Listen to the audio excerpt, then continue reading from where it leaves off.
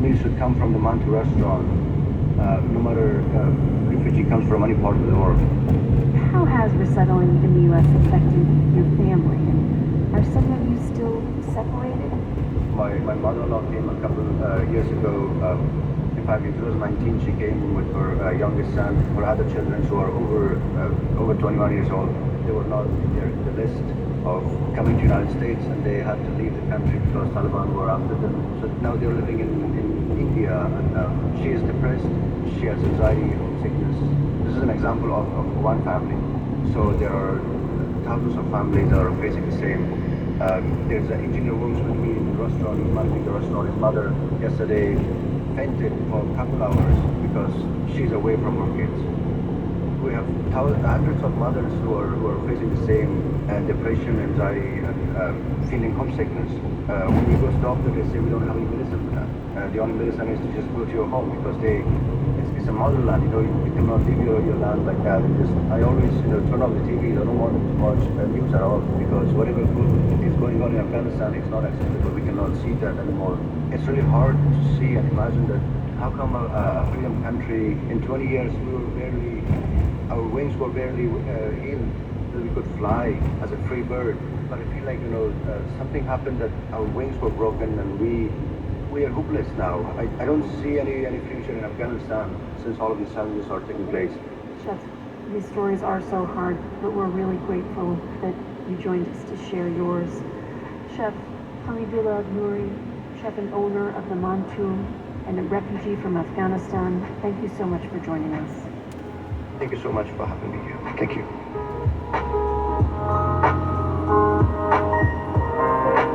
The Takeaway is supported by Indeed with Instant Match, a hiring tool instantly delivering to businesses a list of candidates whose resume on Indeed match the job description. Learn more at Indeed.com/credit.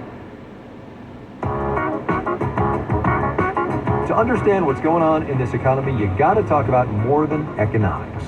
The country is polarized. Economic issue is by definition a political issue. I'm Kai Risdall. Economics meets politics meets context. Next time on Marketplace. Join us for Marketplace tonight at 6 here on WUSF, where we get support from the Business Observer, a proud supporter of WUSF, providing weekly business news, trends, and analysis for Southwest Florida.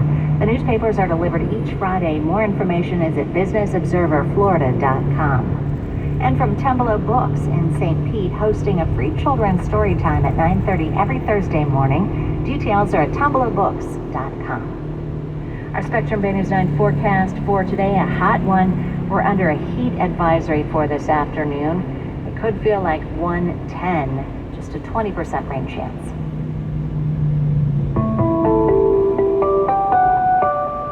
This is Bridget Bergen, in again for MHP on The Takeaway. We turn now to the story of Ukrainian refugee Andrei Kokorin, who resettled in the United Kingdom last month with his wife and 4 children after fleeing the fighting there. Welcome to the show, Andrei. Thank you very much, Bridget. How long did it take to get out of Ukraine and become resettled in the UK? We were 2 months in Bulgaria, not knowing what to do next. Just escaping this bombing, having some shelter, and then we saw this opportunity to go to UK, and we have applied for a visa, and after 3 weeks we were here. If you count from the day we left Kharkiv, it was almost 3 months. And what was traveling through Ukraine like at that time? Were there many other Ukrainians fleeing then, and did you interact much with the Ukrainian military? The whole trip, 2,000 kilometers from Kharkiv to Bulgaria, took us about 5 days. It's like 400 kilometers a day. A lot of border control guys, barricades across the roads. Every small village got it. We would have to stop everywhere, and we would check our passports that we are not terrorists. And a lot of cars, of course. So many people fled this awful story of having your children next to you and not knowing what will happen to them. What was the resettlement process like? It's a wonderful idea of UK's government to organize a sponsorship scheme. We got in touch through Facebook, and we wrote that we are a family of 4 and we are looking for a place to stay. And then our sponsor showed up and she said, yes, I have this apartment which is free and you can come and live there for half a year. Here we are, living in our own apartment, having got nothing just before a month ago. How have you and your family settled into living in the UK? What do they think about your new home? Well, they're really happy. They're not so stressed as it was in Kharkiv, even in Bulgaria. And when we came here, it was like we were back home. It's not exactly this feeling, but very close. We feel ourselves safe. What makes home your home. And we felt it from the very first day. Two our youngest kids are already at school, and two older, they visited school. And from Monday, going to start. Kids, they like it. They really like it. That's great. And how about finding work? Has that been a challenge? The most difficult thing is the language. I'm fortunate I can speak at least a bit, but when you come and you have no language, then this is the main thing. Finding the work without a language is difficult. I'm a builder, constructor, and a furniture maker. I have 30 years of experience.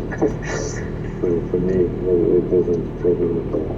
There's always work for someone who can build something. Is there much of a Ukrainian community where you are now? It's huge, actually. More than 100 families are here. It's there. And this is only one city, one small city. Beautiful but small. And I can imagine what it is like in the whole of the UK. I believe thousands and thousands of people all around the country. How do you manage hearing news about the ongoing war? And are you hopeful you'll be able to return to your home at some point? That's what I always had and I will always have. A thought of going back. But I cannot foresee things. It doesn't look like it's going to finish soon. So for the time being, I'm just living day by day life. I try not to think too much and don't know what will happen next. Andrei Kokorin is a Ukrainian refugee who recently resettled in the United Kingdom. Thanks so much for coming on the show. It was my pleasure.